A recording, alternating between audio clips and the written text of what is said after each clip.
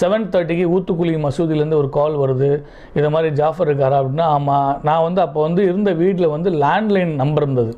எப்போவுமே எல்லா வீட்லேயும் லேண்ட்லைன் இருக்காது. நான் வாடகைக்கு எடுத்த ஒரு வீட்டில் வந்து லேண்ட்லைன் நம்பர் இருந்தது.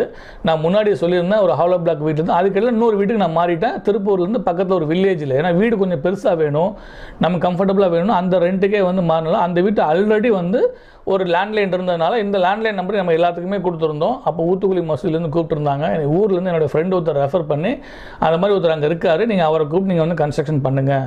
இதில் என்ன விஷயம்னா, நான் 6:30க்கு தான் நான் என்னுடைய கம்பெனி பேர் வைக்கிறேன். 7:30க்கு எனக்கு வந்து மசூதியிலேருந்து ஒரு கால் வருது. அன்றைக்கி ஈவினிங்கே நாங்கள் போகிறோம், அது அடிக்கல் நாட்டு விழா போகிறோம். அவங்களும் வந்து எங்களை வந்து நீங்களே இந்த பள்ளிவாசல் கட்டி கொடுங்கன்னு அவங்க அக்செப்ட் பண்ணிக்கிறாங்க. அன்றைக்கி தான் என்னுடைய பிஸ்னஸ் லைஃப் வந்து ஸ்டார்ட் ஆகுது. அதிலிருந்து